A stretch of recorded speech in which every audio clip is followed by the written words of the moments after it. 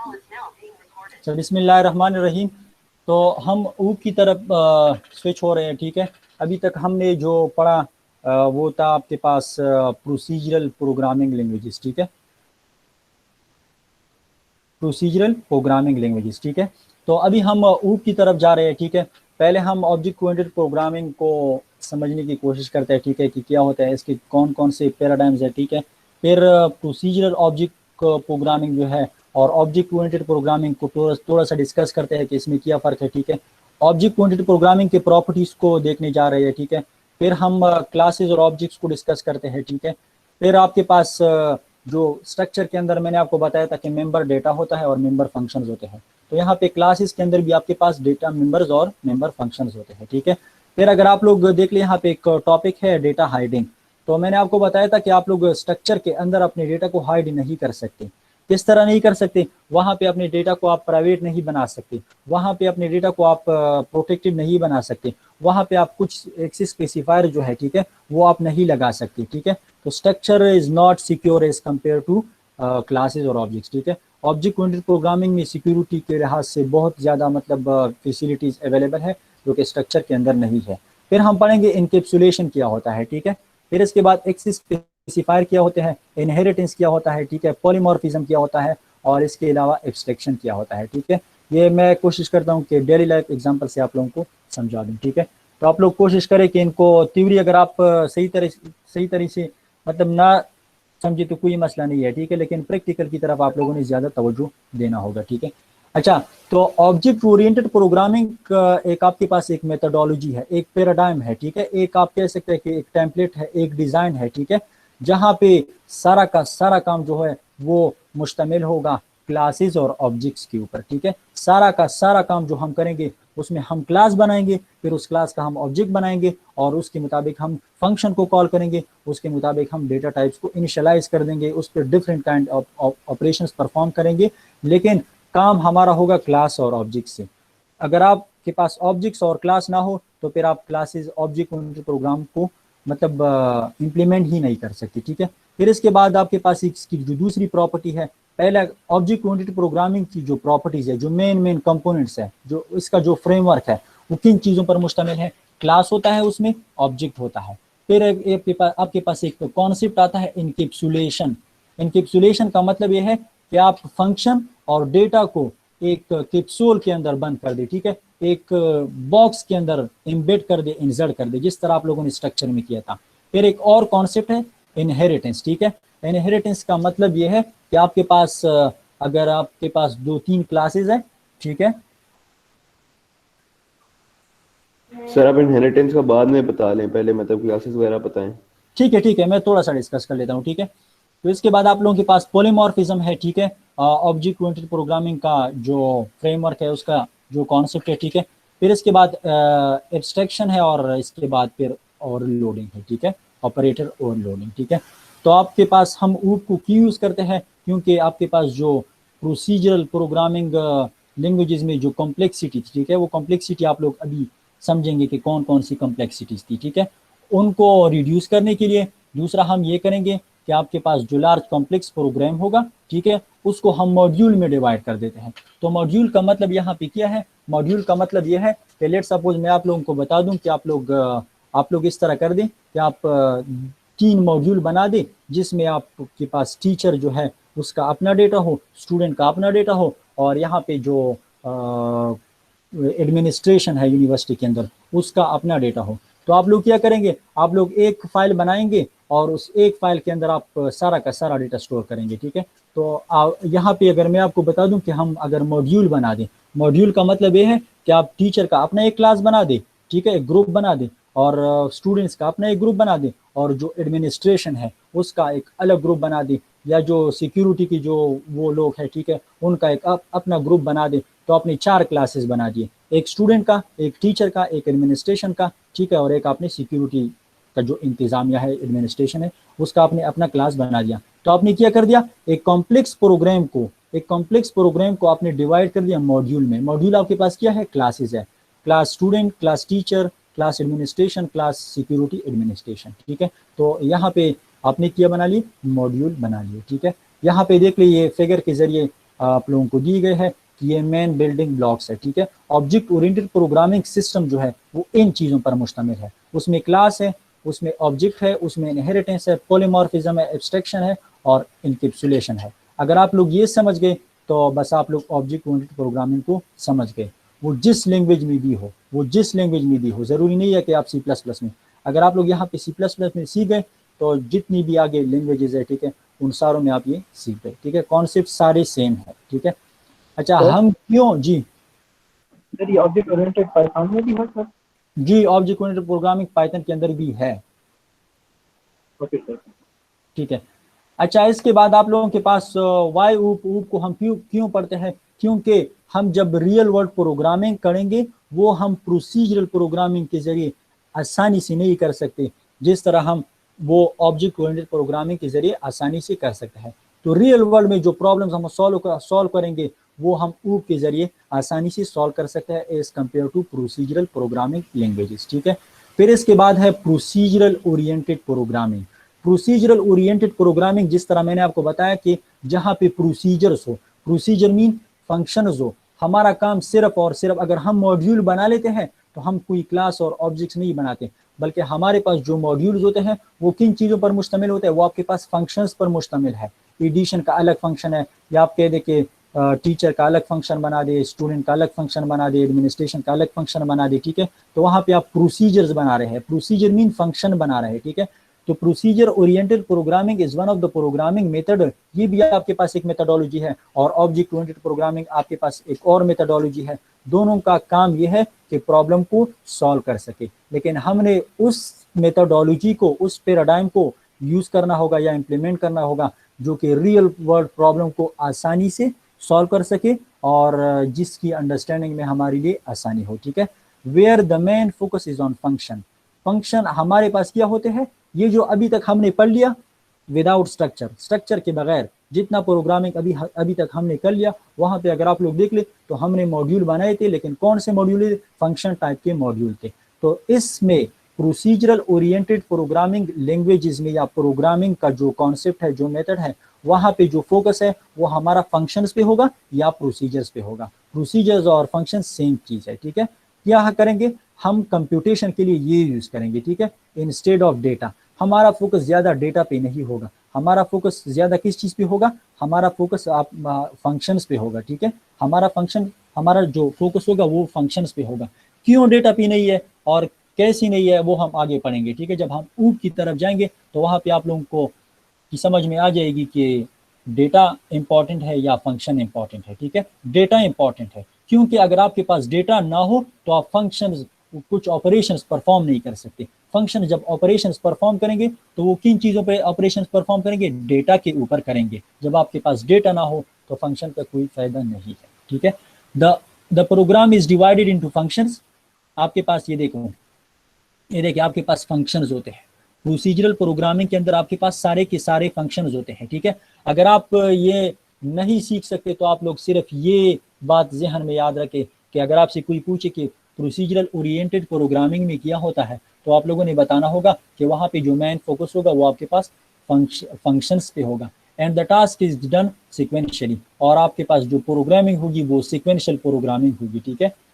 अच्छा, these functions share global data और variables and there is an exchange of data among those functions, ठीक है। Global data होगा आपके पास, ग्लोबल डेटा होगा आपके पास, उनको क्या करेगा, उनको आपस में एक्सचेंज करेगा। यहाँ पे आपके पास मेन फंक्शन के अंदर आपके पास डेटा ग्लोबली मौजूद है और ये फंक्शन क्या करेंगे, इन डेटा को, ये जो डेटा है इसको लोकली एक्सचेंज कर देंगे, ठीक है। लेकिन ऑब्जेक्ट ओरिएंटेड प्रोग्रामिंग के अंदर ये नहीं है।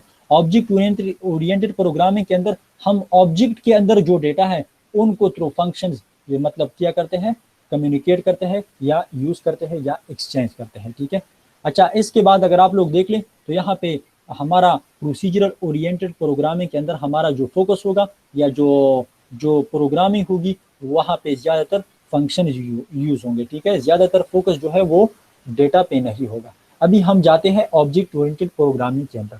ऑब्जेक्ट ओरिएंटेड प्रोग्रामिंग आपके पास एक हाई लेवल प्रोग्रामिंग लैंग्वेज है in which program is divided into objects, and यहाँ पे देखें and which the program is divided into functions, ये प्रोसीजरल में है, in which the program is divided into functions. लेकिन यहाँ पे देखें, in which the program is divided into objects, ठीक है, ऑब्जेक्ट ओरिएंटेड। ये देखो प्रोसीजर नहीं है, ऑब्जेक्ट ओरिएंटेड, जहाँ पे ओरिएंटेशन आपकी ऑब्जेक्ट की तरफ हो, जहाँ पे ओरिएंटेशन आपकी प्रोसीजर की तरफ हो। प्रोसीजर मीन फंक्शंस, ठीक है, समझ आ रही है कि नहीं थोड़ी बहुत? जी जी सर, समझ आ रही है सर। ठीक है, अच्छा, तो using objects programmer can model real world scenarios, ठीक है, आपको जो रियल वर्ल्ड सिनारियोस मिलते हैं उनको यूजिंग क्लासेस और ऑब्जेक्ट्स आप इजीली इंप्लीमेंट कर सकते हैं या मॉडल कर सकते हैं, ठीक है। An object is an instance of a class in state in variable. तो ऑब्जेक्ट के अंदर, अच्छा कोई बताए कि स्ट्रक्चर के अंदर आपके पास किया थे जी, स्ट्रक्चर के अंदर आपके पास किया था? टाइप का डेटा सर फंक्शंस थे और वेरिएबल्स थे, वेरिएबल्स थे। तो यहाँ पे क्लास के अंदर आपके पास स्टेट होता है, ऑब्जेक्ट का स्टेट होता है और उसके बिहेवियर होते हैं। बिहेवियर मीन उसके फंक्शंस, ऑब्जेक्ट के फंक्शंस। स्टेट मीन ऑब्जेक्ट से रिलेटेड जो डेटा है, ठीक है, ऑब्जेक्ट के जो प्रॉपर्टीज है वो आपके पास यहाँ पे होंगे। ऑब्जेक्ट के अंदर आपके पास मेंबर डेटा होगा और मेंबर फंक्शंस होंगे, ठीक है। तो यहाँ पे फिर बताया गया है कि स्टेट का क्या मतलब है। स्टेट का मतलब यह है, मैं अगर आपको बता दूं कि आपका स्टेट क्या है, स्टेट का मतलब यह है कि आपके कौन कौन से एट्रीब्यूट्स हैं। आपका नाम आपका एट्रीब्यूट है, आपकी प्रॉपर्टी है, आपकी आईडी आपकी प्रॉपर्टी है, आपके फादर का नेम, आपके क्लास नंबर, आपकी जीपीए, आपसे रिलेटेड जितनी भी आपकी जो भी है, जितनी भी प्रॉपर्टीज आपसे रिलेटेड है वो आपका स्टेट कहलाता है। और आप उसको डेटा भी कह सकते हैं। मैं कहता हूँ कि आपका डेटा क्या है, आपका बायोडेटा क्या है, ठीक है। और आपके पास जो बिहेवियर्स हैं, बिहेवियर आपके पास फंक्शंस होते हैं, मेथड्स होते हैं, ठीक है। ऑब्जेक्ट ओरिएंटेड प्रोग्रामिंग के अंदर हम इसको मेथड्स कहते हैं। क्यों मेथड कहते हैं वो मैं आगे बता देता हूँ, ठीक है, कि इसको हम मेथड क्यों कहते हैं। और प्रोसीजरल प्रोग्रामिंग लैंग्वेजेस में हम इसको फंक्शंस क्यों कहते हैं, ठीक है। ऑब्जेक्ट ओरिएंटेड प्रोग्रामिंग में इसको मेथड कहा जाता है। बिहेवियर का मतलब है मेथड और एट्रीब्यूट्स का मतलब है आपके पास स्टेट, ठीक है। अब लोग कहते हैं ना कि आपकी बिहेवियर ठीक नहीं है, आपके एक्शंस ठीक नहीं है, आप जो चीज करने जा रहे हैं, आपका जो बोलने का अंदाज है वो ठीक नहीं है, यानी आपका जो फंक्शन है वो सेट नहीं है, तो आपकी बिहेवियर ठीक नहीं है। बिहेवियर का मतलब है फंक्शंस और स्टेट का मतलब है एट्रीब्यूट। समझ आ रही है कि नहीं? जी सर। जी, बाकी लोग बताएं, कोई मसला तो नहीं है यहाँ तक? नो सर, क्लियर है सर। अरे सर, अच्छा ठीक है। तो ऑब्जेक्ट प्रोसीजरल प्रोग्रामिंग के अंदर जो कम्युनिकेशन था, जो डेटा शेयरिंग थी, वो फंक्शन के अंदर थी। लेकिन ऑब्जेक्ट ओरिएंटेड प्रोग्रामिंग में जो डेटा शेयरिंग है वो ऑब्जेक्ट के दरमियान होता है, लेकिन यूज क्या होता है, फंक्शन यूज होता है, ठीक है। फंक्शन के जरिए ऑब्जेक्ट के अंदर, लेट सपोज मैं कह देता हूं कि आप लोग एक क्लास है और क्लास के अंदर आप लोगों के पास ऑब्जेक्ट 1 आपके पास लेट सपोज 7 है, ठीक है। तो 7 के अपने प्रॉपर्टीज होंगे और अपने फंक्शंस होंगे, ठीक है। फिर एक और ऑब्जेक्ट है आपके पास, लेट सपोज काशिफ है, ठीक है। तो काशिफ के अपने फंक्शंस होंगे और अपने प्रॉपर्टीज होंगी, ठीक है, अपना स्टेट होगा, उसके कुछ बिहेवियर्स होंगे, ठीक है। तो ये जो कम्युनिकेशन करेंगे ये ऑब्जेक्ट टू ऑब्जेक्ट होगा, लेकिन किस चीज के बेस पे होगा? Using the function of the classes. Data is shared with the function. जी जी, है कोई मसला? No sir. मसला है या नहीं है? नो सर, क्लियर है सर। ठीक है। तो अगर आपसे कोई पूछे कि classes of procedural oriented programming के अंदर जो कम्युनिकेशन होती है वो थ्रू फंक्शन होती है। यहाँ पे भी कम्युनिकेशन थ्रू फंक्शन होती है, ठीक है। लेकिन ऑब्जेक्ट के अंदर, ऑब्जेक्ट के दरमियान कम्युनिकेशन होती है, वहाँ पे कम्युनिकेशन फंक्शन के अंदर डायरेक्टली होती है। लेकिन यहाँ पे कम्युनिकेशन आपके पास ऑब्जेक्ट मतलब ऑब्जेक्ट के अंदर होती है, ठीक है। लेकिन क्या चीज यूज होता है इसके लिए? फंक्शन यूज होता है। Communication is done between objects using functions. Communication is done, data sharing और data is shared between different objects using functions, ठीक है। अच्छा ये आप देख ले, कम्युनिकेशन होता है using between different objects using functions. Communication is done between different objects, object A, object B, object C, using functions, using these functions, ठीक है। अच्छा तो ऑब्जेक्ट ओरिएंटेड और ऑब्जेक्ट ओरिएंटेड प्रोग्रामिंग और प्रोसीजरल ओरिएंटेड प्रोग्रामिंग में फ़र्क क्या है? फ़र्क ये है कि ऑब्जेक्ट ऊप में क्या होता है, ऊप में आपके पास जो प्रोग्राम होता है वो स्मॉल स्मॉल ऑब्जेक्ट में डिवाइड होता है, और प्रोसीजरल ओरिएंटेड प्रोग्रामिंग के अंदर आपके पास जो प्रोग्राम होता है वो आपके पास प्रोसीजर्स पे मुश्तमिल होता है, या स्मॉलर प्रोसीजर्स में डिवाइड होता है या फंक्शंस में डिवाइड होता है। दोनों का पर्पस क्या है? ऑब्जेक्ट का पर्पस भी ये है कि आप अपने प्रॉब्लम के रिजल्ट को पहुंच सके या अपने प्रॉब्लम को सॉल्व कर सके, और फंक्शंस का भी काम यही होता है कि आप अपने प्रॉब्लम को सॉल्व कर सके या अपने प्रॉब्लम के रिजल्ट की तरफ अराइव कर सके, ठीक है। थोड़ा बहुत समझ गए कि प्रोसीजरल और ऑब्जेक्ट ओरिएंटेड प्रोग्रामिंग में क्या फर्क है। अगर नहीं समझे हैं तो सिर्फ ये समझे कि प्रोसीजर में फंक्शंस होते हैं और ऑब्जेक्ट ओरिएंटेड प्रोग्रामिंग में आपके पास ऑब्जेक्ट्स होते हैं। ये सिंपल इसका खुलासा है। समझ गए सर? ये कुछ लोग बहुत खामोश है, पता नहीं क्या मसला है उनको। नहीं सर, समझ गए। समझ गए। अली खान आप समझ गए? महद अशरफ, तलहा इमरान, सर समझ गया हूँ। सर यस सर समझ गया। मोहम्मद आप समझ गए? उरूज अफरीदी आप समझ गया।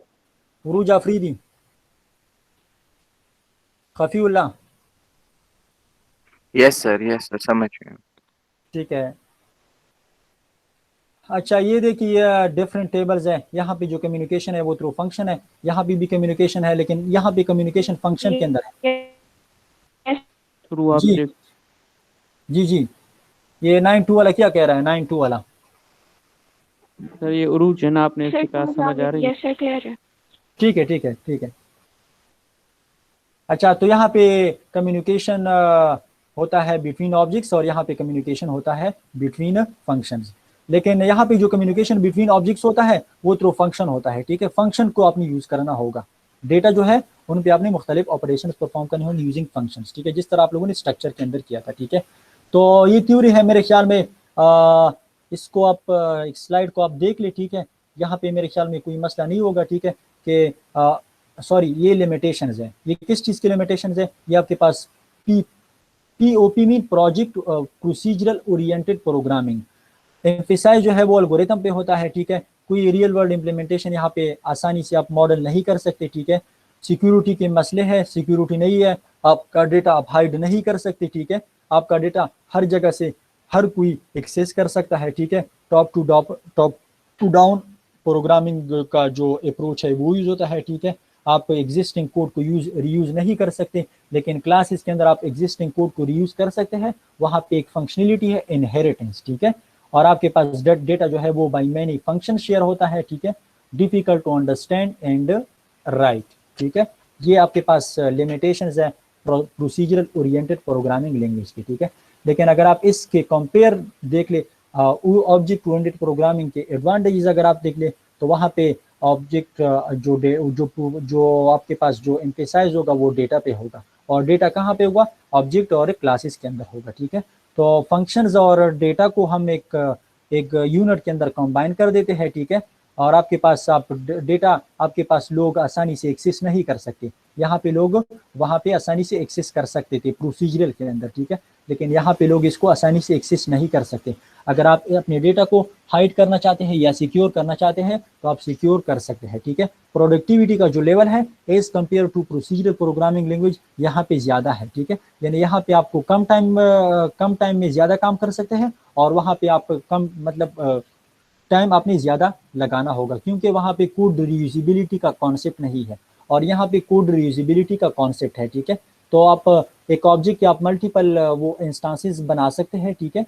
मतलब क्लास के आप मल्टीपल इंस्टांसेस बना सकते हैं। जिस तरह के हम स्ट्रक्चर बना रहे थे, तो स्ट्रक्चर का नाम स्टूडेंट था, तो हम स्टूडेंट 1, स्टूडेंट 2, स्टूडेंट 3, तो यहाँ पे आप ऑब्जेक्ट की भी आपके पास अगर क्लास का नाम स्टूडेंट है तो आप object 1, object 2, object 3 multiple instances बना सकते हैं। इंस्टेंस का मतलब क्या है? इंस्टेंस का मतलब है ऑब्जेक्ट, ठीक है। वो मैं आगे समझाऊंगा। कि क्यों हम इसको इंस्टेंस कहते हैं, ऑब्जेक्ट को हम क्यों इंस्टेंस कहते हैं, ठीक है। यहाँ पे सिक्योरिटी को प्रोवाइड कर दिया जाता है, ठीक है, using access specifier. Access specifier क्या होता है, आगे जाते हैं, ठीक है।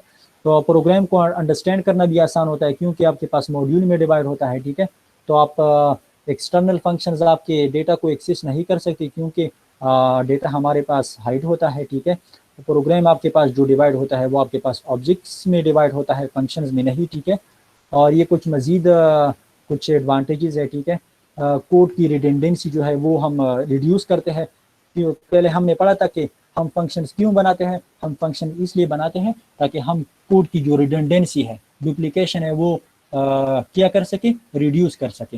लेकिन अभी हम ये कहते हैं कि हम ऑब्जेक्ट ओरिएंटेड प्रोग्रामिंग को इसलिए पढ़ते हैं ताकि हम कोड की रिडेंडेंसी को रिड्यूस कर सके, ठीक है। आपके पास टाइम से होता है, ठीक है। डेटा आपके पास क्रिटिकल एलिमेंट है, ठीक है, क्योंकि डेटा आपके पास बहुत इंपॉर्टेंट है, ठीक है। और आप डेटा को इस तरह किसी को फ्रीली अवेलेबल ना करें, ठीक है, ताकि वो बाहर से वो इनको एक्सेस कर सके, ठीक है।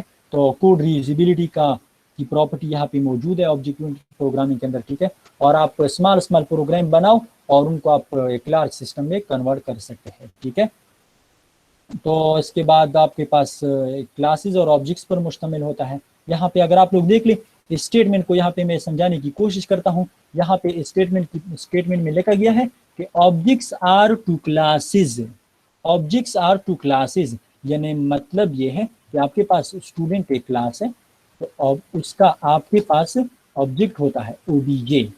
तो इस यहाँ से लेकर यहाँ तक इसका मतलब यह है कि ऑब्जेक्ट्स आर टू क्लासेस, यानी ऑब्जेक्ट का जो टाइप होगा वो आपके पास क्लास होगा। यहाँ पे लिखा गया है variables are two data types, यानी variables are two data types. मतलब ये है कि आपके पास इंटीजर और ए आपके पास एक वेरिएबल है और ये आपके पास एक डेटा टाइप है।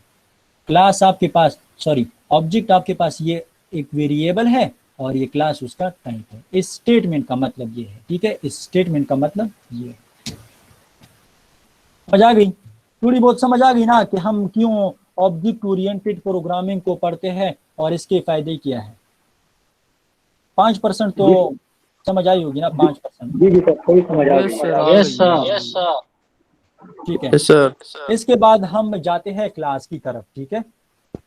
अच्छा, मेरा एक क्वेश्चन है आप लोगों से कि अगर आप एक क्लास के अंदर होते हैं, स्टूडेंट एक क्लास के अंदर होते हैं, तो क्लास एग्जिस्ट होता है। अगर जी नमाज का टाइम है, थोड़ा सा वेट कर ले, ठीक है, मैं थोड़ा टाइम दे देता हूँ आप लोगों को। अगर स्टूडेंट क्लास के अंदर मौजूद ना हो तो क्लास का कोई फायदा है? नो सर, कोई फायदा नहीं। ठीक है, चलो मैं आप लोगों का एग्जांपल ले लेता हूं, ठीक है। आप लोग स्टूडेंट्स हैं और आप लोग एक क्लास के अंदर एग्जिस्ट करते हैं, ठीक है। तो आप लोग क्या है, आप लोग एक रियल वर्ल्ड एंटिटी है जो कि एग्जिस्ट करती है, ठीक है। लेकिन क्लास जो है वो आप लोगों के ऊपर डिपेंडेंट है, ठीक है। अगर आप लोग क्लास के अंदर होते हैं तो क्लास एग्जिस्ट होता है, अदरवाइज एग्जिस्ट नहीं होता। तो क्लास आपके पास एक स्केलेटन है। स्केलेटन आप लोग जानते हैं, एक ढांचा है, एक ब्लूप्रिंट है और एक मैप है, ठीक है। एक आपके पास लॉजिकल कॉन्स्ट्रक्ट है। लॉजिकल कॉन्स्ट्रक्ट आप लोगों ने पढ़ा होगा जब आप लोग डिफरेंस पढ़ रहे थे between the software and the hardware. तो आप लोगों ने पढ़ा होगा कि software is a logical construct जिसको हम टच नहीं कर सकते, जिसको हम सिर्फ लॉजिकली सोच सकते हैं कि ये सॉफ्टवेयर है। और हार्डवेयर आपके पास एक फिजिकल वो होता है, फिजिकल डिवाइस होता है जिसको हम टच भी कर सकते हैं। पढ़ा होगा ना सबने? जी जी सर, पढ़ा है। ठीक है, तो हार्डवेयर को यहाँ टच पे कर सकते हैं, क्या, हार्डवेयर को तो टच कर सकते हैं। तो मैंने कहा ना हार्डवेयर को आप टच कर सकते हैं लेकिन सॉफ्टवेयर को आप टच नहीं कर सकते, ठीक है। तो लॉजिकल कंस्ट्रक्ट का मतलब यह है कि आप सिर्फ सोच सकते हैं, आप उसको रियल वर्ल्ड में नहीं देख सकते। लेकिन ऑब्जेक्ट को आप रियल वर्ल्ड में, मतलब आप कह सकते हैं कि ऑब्जेक्ट आपके पास रियल वर्ल्ड में एग्जिस्ट करता है, ठीक है। तो यहाँ पे अगर आप लोग देख लें तो आप लोग अगर इसको हार्डवेयर का नाम दें और इसको अगर क्लास को आप सॉफ्टवेयर का नाम दें तो थोड़ी बहुत आप लोगों की अंडरस्टैंडिंग हो जाएगी, ठीक है। हार्डवेयर को अगर आप ऑब्जेक्ट का नाम दे और सॉफ्टवेयर को अगर आप यहाँ पे क्लास का नाम दे, ठीक है। तो लॉजिकल कंस्ट्रक्ट है क्लास का, ठीक है। क्लास कब एग्जिस्ट होता है? क्लास तब एग्जिस्ट होता है जब आप उस क्लास का ऑब्जेक्ट बनाए, यानी आप कह सकते हैं कि object is the implementation of the class, object is the implementation of the class, ठीक है। तो क्लास आपके पास ऑब्जेक्ट के डिस्क्रिप्शंस होते हैं, ऑब्जेक्ट के प्रॉपर्टीज होते हैं। Class is a template which contains behaviour. जी, what is behaviour Zainul Abidin? Sir हमारा बिहेवियर कैसा होता है जो अभी आपने दिया था ना, इसका जी एक्शन। जैन आप बताएं, जैनुल आबिदीन आप बताएं, व्हाट इज बिहेवियर? बिहेवियर जो हमारा क्लास में एक दूसरे के साथ होता है, मतलब हम जो एक दूसरे से बातचीत करते हैं उसे बिहेवियर कहते हैं। बिहेवियर कहते हैं। चलो प्रोग्रामिंग में थोड़ा सा हमें समझा दे कि प्रोग्रामिंग में हमारे पास बिहेवियर कौन से होते हैं और उसका काम क्या होता है। सर प्रोग्रामिंग में बिहेवियर फंक्शंस होंगे। वेरी गुड, फंक्शंस होंगे और फंक्शंस का काम क्या होगा? सर फंक्शंस का काम एक कोई भी हम जो मतलब एक चीज हम लोग चाहते हैं कि हमारा कोड ये वाला काम करे तो फंक्शन वो काम करेगा, कुछ ऑपरेशंस परफॉर्म करेगा, कुछ एक्शंस ऑपरेशंस परफॉर्म परफॉर्म करेगा, करेंगे। Yes sir. ठीक है, वेरी गुड। तो यहाँ पे इन फंक्शंस को हम कहते हैं मेंबर फंक्शंस, ठीक है। और क्लास आपको दो चीजें, टेम्पलेट है क्लास, आपके पास एक टेम्पलेट है जो कि दो चीजों पर मुश्तमिल होता है। एक आपके पास बिहेवियर्स होते हैं, दूसरे आपके पास डेटा होता है, या आपके एट्रीब्यूट्स होते हैं, या आपके प्रॉपर्टीज होते हैं, या आपका डेटा होता है, या आपके वेरिएबल्स होता है, ठीक है। तो क्लास आपके पास दो चीजों पर मुश्तमिल होता है, data members, member functions. Data members, data, properties, attributes of object, ठीक है। और मेंबर फंक्शंस, आपकी जो फंक्शंस हैं, आपकी जो बिहेवियर है, ठीक है। Means data member and functions are defined within the class. जब आप डेटा मेंबर और मेंबर फंक्शंस डिफाइन करते हैं तो आपने कहाँ पे डिफाइन करना होगा? क्लास के अंदर डिफाइन करना होगा। जी, क्वेश्चन ये है कि क्लास को हम कह सकते हैं कि आपके पास नॉन प्रिमिटिव डेटा टाइप है। चलो मुझे आप उरूज आप ये बताएं, what is the difference between primitive data types and non primitive data types?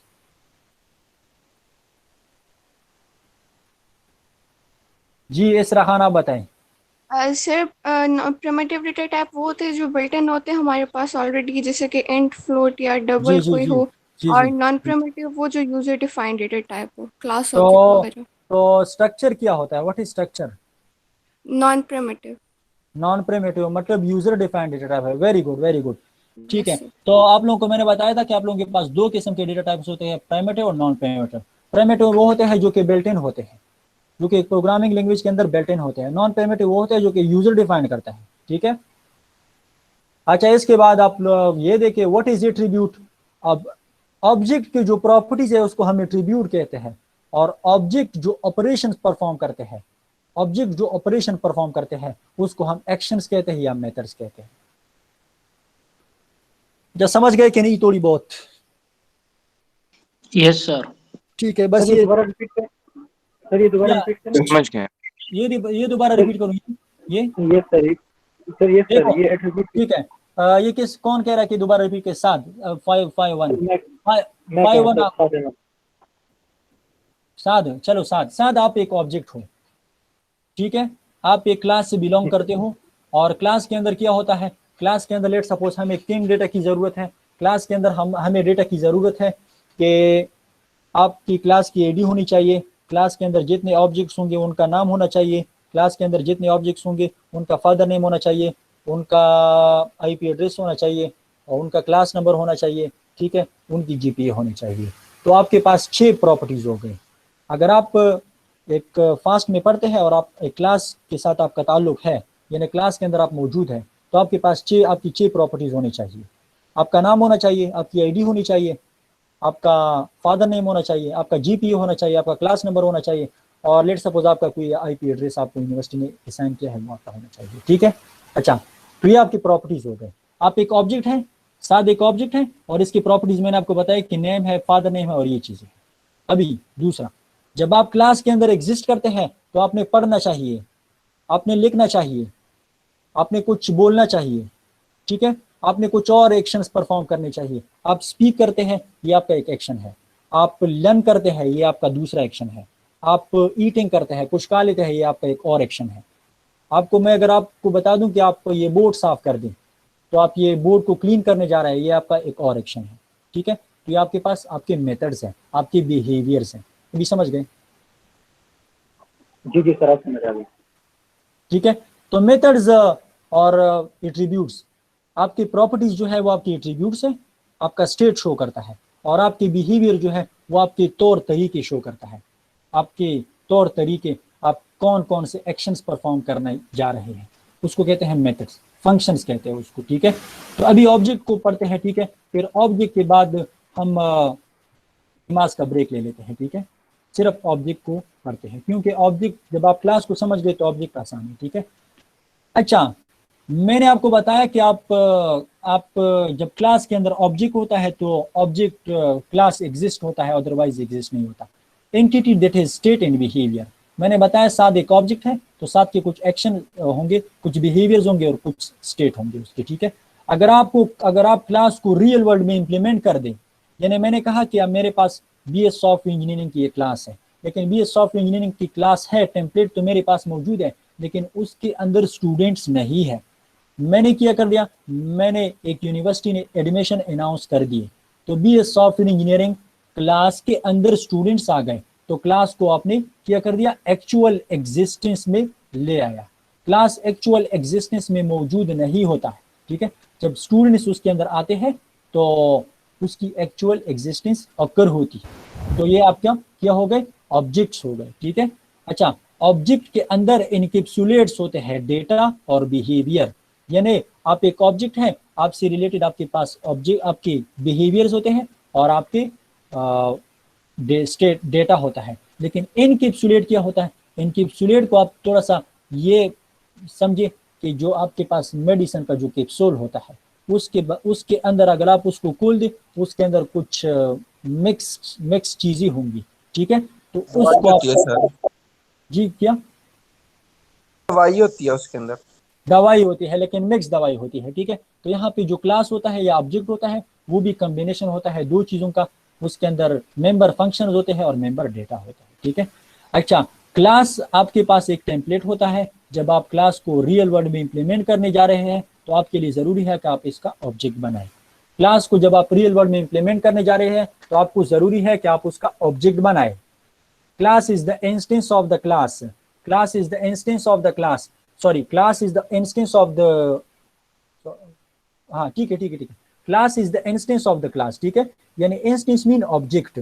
जब आप क्लास का आपको रिजल्ट मिलता है, कुछ आउटपुट मिलता है, तो आप उसको इंस्टेंस कहते हैं, ठीक है। क्लास इज अ टेम्पलेट और blueprint from which objects are created. Class आपके पास एक टेम्पलेट होता है, एक ब्लूप्रिंट होता है, जहां से आपके पास ऑब्जेक्ट्स क्रिएट होते हैं, ऑब्जेक्ट्स बनते हैं। सो ऑब्जेक्ट इज द, देखो क्लास आपके पास एक टेम्पलेट होता है जहां से आपको ऑब्जेक्ट्स मिलते हैं। So objects is the result of the class. Result mean instance और रिजल्ट सेम थिंग है, ठीक है। अगर आपसे कोई पूछे कि क्लास ऑब्जेक्ट को हम इंस्टेंस कह सकते हैं, जी आपने बताना होगा कि जी हम कह सकते हैं, क्योंकि क्लास ऑब्जेक्ट क्लास का रिजल्ट होता है, उसकी रियल वर्ल्ड इंप्लीमेंटेशन होती है, उसका नतीजा होता है, तो इसलिए हम इसको इंस्टेंस भी कह सकते हैं। और क्लास के अंदर जो वेरिएबल्स होते हैं वो तब मेमोरी में जगह रिजर्व करता है जब उसका ऑब्जेक्ट बनता है, तो इसलिए हम क्लास के अंदर जो वेरिएबल्स होते हैं उसको हम इंस्टेंस वेरिएबल्स कहते हैं, क्योंकि उसको तब मेमोरी एलोकेट होती है जब उसका इंस्टेंस बनता है, जब उसका ऑब्जेक्ट बनता है। समझ गए? जी सर। ठीक है। अच्छा, ये आप थोड़ा सा पढ़ ले, इसको स्लाइड को थोड़ा सा पढ़ ले। अच्छा, मैंने आपको बताया था कि अगर आपके पास डिफरेंट क्लासेस हैं, एक स्टूडेंट क्लास है और एक आपके पास टीचर क्लास है, और इन दो क्लासेस के अंदर अगर आप कम्युनिकेट करना चाहते हैं, आप डेटा शेयर करना चाहते हैं, तो इसके लिए ज़रूरी है, जी नमाज का टाइम है, थोड़ा सा वेट करें 5 मिनट, ठीक है। तो इसके लिए ज़रूरी है कि आप क्लास का ऑब्जेक्ट बनाएं और उन क्लासेस के जो ऑब्जेक्ट्स आप बना लेते हैं उनके जरिए आप डिफरेंट क्लासेस के अंदर कम्युनिकेशन कर सकते हैं, ठीक है।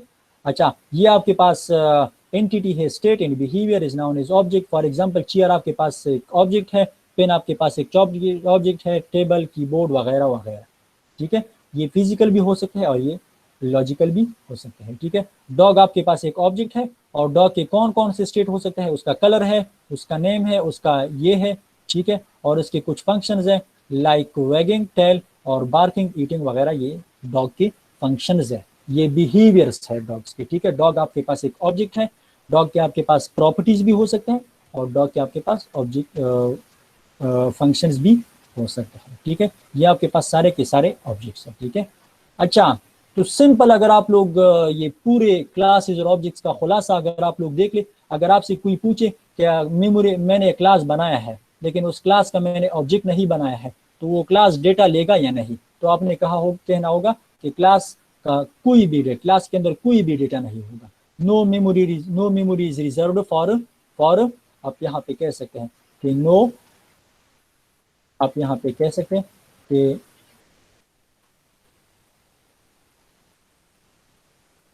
नो मेमोरी और क्लास, ठीक है। लेकिन ऑब्जेक्ट के लिए मेमोरी रिजर्व होती है, ठीक है। ऑब्जेक्ट के अंदर डेटा होता है, क्लास के अंदर डेटा नहीं होता। ऑब्जेक्ट के लिए मेमोरी रिजर्व नहीं होती लेकिन क्लास के लिए मेमोरी रिजर्व नहीं होती लेकिन ऑब्जेक्ट के लिए मेमोरी रिजर्व होती है। ऑब्जेक्ट के अंदर डेटा होता है और क्लास के अंदर डेटा नहीं होता। समझ गए ये जी?